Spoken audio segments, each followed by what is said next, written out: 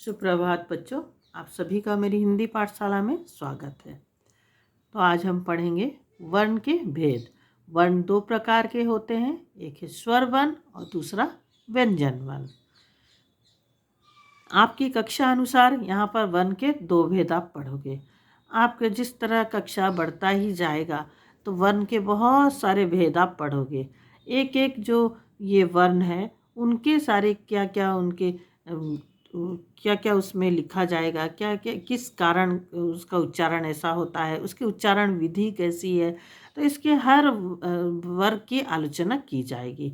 आपको उस समय आपको उसकी ज्ञान लेना है। तो अभी सिर्फ आपको इतना ही जानना है कि वर्ण दो प्रकार के हैं, एक स्वर और दूसरा व्यंजन। स्वर जो वर्ण बिना किसी की सहायता से बोले जाते हैं, जैसे स्वर मतलब ध्वनि, आवाज़, किसी की सहायता नहीं, खुद ही खुद बोले जाते हैं। अ आ ई उ ऊ री ए ओ औ। तो इसको आप अपने ही उच्चारण करके आप बोल सकते हो, देख सकते हो कि इसमें किसी की ना आपकी कंठ की सहायता ली जाती, कंठ से तो निकलती है लेकिन ना आपकी जीभ की सहायता ली जाती है, ना तालु की सहायता ली जाती है, ना ओंठ की सहायता, किसी की नहीं। बिना रुकावट के हवा कंठ से लेकर बाहर आती है।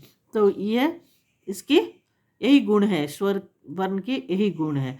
तो वे स्वर कहलाते हैं। हिंदी वर्ण वाला में कुल 11 स्वर हैं। तो ये सारे आप उच्चारण करके भी आप समझ सकते हो। ये बिना सहायता के बोले जाते हैं। हमारे मुख से बिल्कुल कहीं भी हवा अटकता नहीं, बिना रुकावट के हवा निकलती है इसको, इस वर्णों को बोलते समय। अब आप सोचोगे कि अंग और अह कहाँ गए। तो अंग और अह ये दो अयोग वाह है, मतलब अ अक्षर से इसकी शुरुआत हुई है या उत्पत्ति हुई है। तो अंग और अह ये दो, ना ये स्वर है ना व्यंजन है। कुछ एक गुण इसमें स्वर के हैं और कुछ एक गुण है व्यंजन के। तो इसलिए ये ना पूरा व्यंजन है ना पूरा स्वर है। तो ये दो है अयोग वाह। तो जैसे सारे स्वर के मात्राएं होते हैं, अ की तो मात्रा नहीं होते, लेकिन ये सारे व्यंजन वर्ण में मिले हुए होते हैं। तो ये बाद में आप पढ़ोगे, लेकिन अभी मैं इतना बता देती हूँ। आ की मात्रा होती है ई उ री ए ओ औ। ये सारे की मात्रा होते हैं।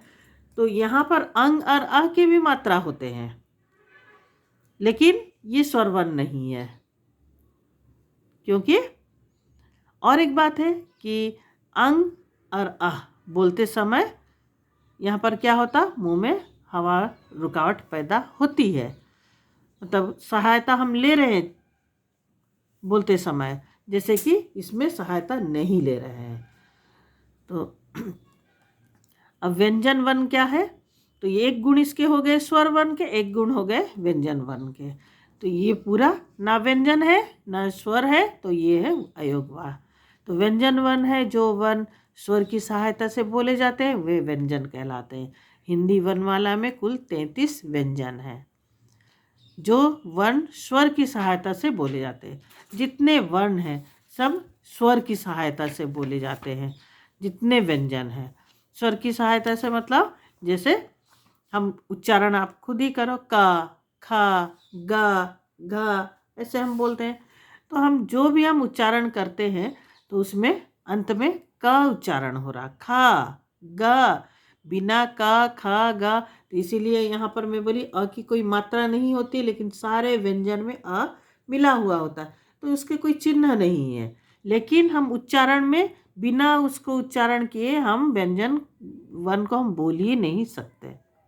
तो आप इसको उच्चारण करके सारे वर्ण को, सारे व्यंजन वर्ण को उच्चारण करके आप देख सकते हो, सब में अंत में अ ही उच्चारण होगा। इसका मतलब अ सभी व्यंजनों में मिला हुआ होता है।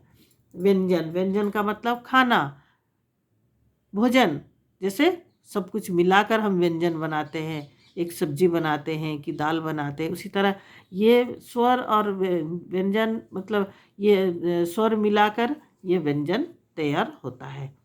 तो व्यंजन वर्ण का से लेकर ह तक ये उच्चारण आप खुद ही कर कर देखें, तो इसमें आपको सारे उसके सारे में आपको अंत में अ ध्वनि सुनाई देगा।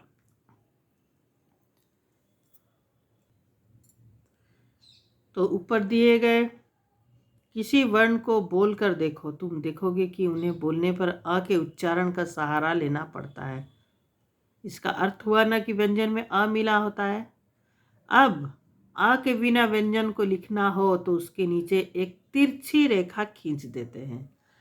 तो यही तिरछी रेखा क्या कहलाता है ना, हलंत। तो हम इसको जब हम का से हम आ को अलग करेंगे, का से हम आ को अलग करेंगे तो कैसे करेंगे ना, यहाँ एक हलंत दे देंगे, इस तरह हलंत देंगे।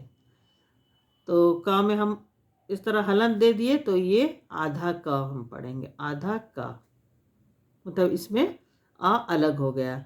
हम पूरा कैसे लिखेंगे, का में हलन देकर अ मिलाएंगे तभी ये कंप्लीट का हो पाएगा।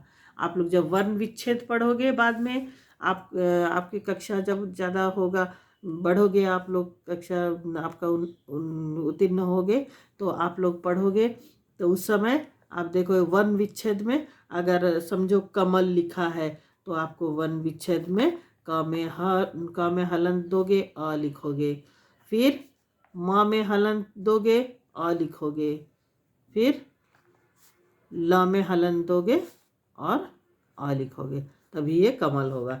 ऐसे क प्लस म प्लस ल लिखोगे तो ये कमल नहीं होगा, ये गलत है, समझे।